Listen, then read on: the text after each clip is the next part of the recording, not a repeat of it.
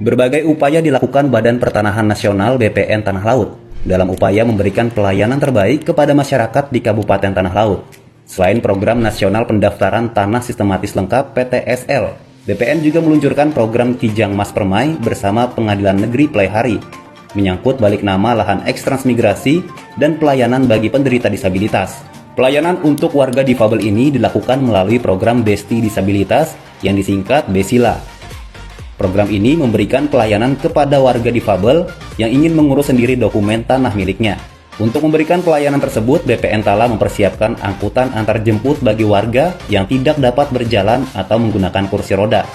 Sementara itu, Bupati Tanah Laut mengapresiasi inovasi yang dilakukan BPN Tala menyangkut pelayanan terhadap warga difabel untuk dapat mengurus sendiri dokumen tanahnya. Oknum Kementerian Agraria dan Tata Ruang atau Badan Pertanahan Nasional yang memanipulasi peta hingga terbitnya sertifikat di perairan Kampung Paljaya, Desa Segara Jaya, Kecamatan Tarumajaya, Kabupaten Bekasi, Provinsi Jawa Barat diduga bukan pejabat rendahan.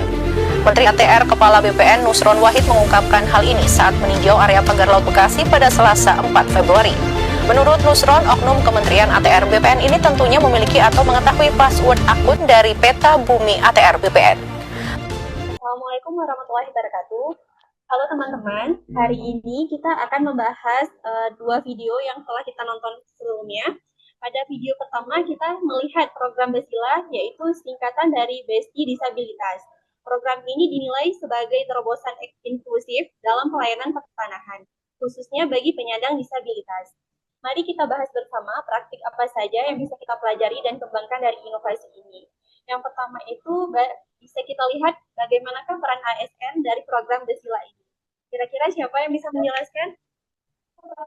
Saya aja yang menjelaskan terkait peran ASN. Silakan mereka.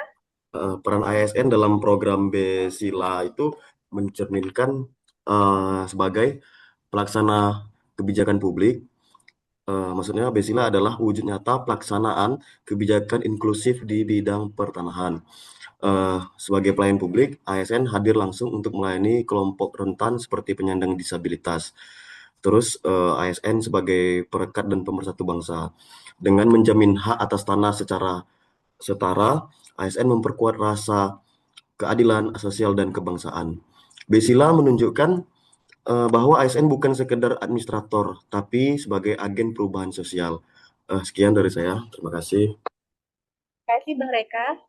Lalu yang kedua ada kewajiban ASN dari program Besila. Bisa dijelaskan oleh siapa kira-kira teman-teman?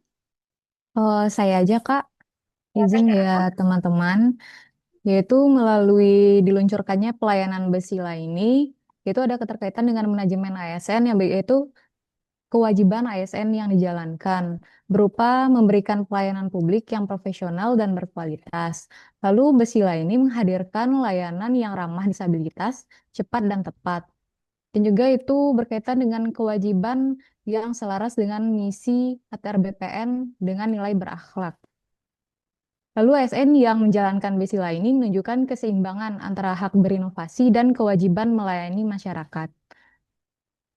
Ya, terima kasih Kak Ratna. Lalu untuk kode etik dan kode perilaku ASN bisa dibantu jelaskan oleh siapa kira-kira? Menurut saya, program Bersila ini jika dikaitkan dengan manajemen ASN terkhususnya dalam hal kode etik dan perilaku ASN, maka program Bersila ini menunjukkan prinsip-prinsip yang pertama, integritas, di mana program ini menjamin hak disabilitas tanpa diskriminasi. Kemudian yang kedua yaitu profesionalisme, di mana layanan berbasis kebutuhan khusus dan SOP, yaitu layanan bagi penyandang disabilitas. Kemudian akuntabilitas, di mananya adanya pemanfaatan fasilitas yang sesuai kebutuhan masyarakat. Kemudian adanya komitmen pada pelayanan publik, di mana fasilitas antarjemput, kursi roda, penerjemah disediakan oleh pegawai, dan kemudian adanya keadilan dan kesetaraan, di mana semua warga negara diperlakukan setara dalam hak atas tanah. Terima kasih. Untuk yang terakhir, peran dan kewajiban ASN boleh dijelaskan oleh Bang Muammar ya. Silakan Bang Muammar. Selanjutnya kan kita sekarang membahas kasus kedua, kasus praktek buruk ya, yakni pengungkapan oknum BPN yang memanipulasi data peta dari pagar laut di Bekasi. Nah, dari sini perannya adalah dari sudut pandang kebijakan pelaksanaan kebijakan publik, dia ini jelas menyalahgunakan data strategis. Selanjutnya dari sudut pandang pelayanan publik, ini merugikan kepentingan masyarakat, sudah pasti. Nah, yang dari sudut bahaya bagi keutuhan NKRI. Selanjutnya dari sudut pandang kewajiban ASN yang dilanggar dalam kasus ini tidak menjaga integritas dan akuntabilitas, yakni data yang dimanipulasi tanpa bisa dipertanggungjawabkan. Dia melanggar pertanggungjawabannya. Selanjutnya adalah melaksanakan tugas dari segi melaksanakan tugas dengan jujur dan profesional. Sudah jelas karena terjadi penyalahgunaan wewenang dalam hal ini. Selanjutnya adalah ketaatan pada peraturan perundang-undangan. Sudah jelas ini oknumnya melanggar terhadap undang-undang ASN dan juga regulasi teknis dari kementerian kita. Ya, terima kasih Bang Muhammad untuk penjelasannya. Terima kasih untuk teman-teman semua. Untuk kode etik dan perilakunya boleh dijelaskan oleh siapa kira-kira teman-teman?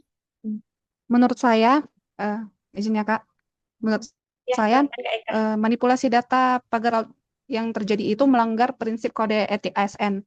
Dalam hal pertama integritas, di mana data dipalsukan demi kepentingan tertentu.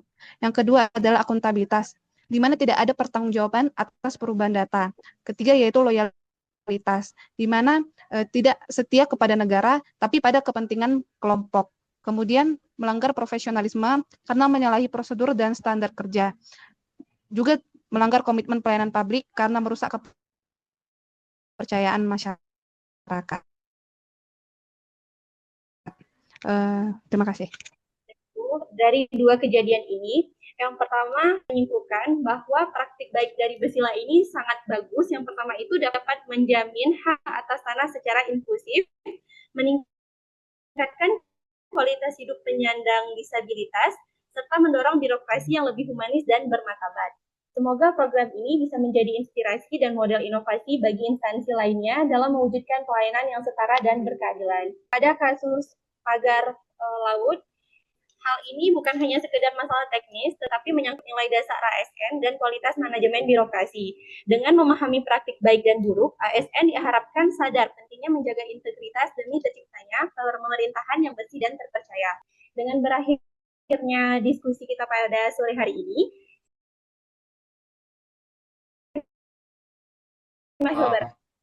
terima kasih teman-teman. Terima kasih.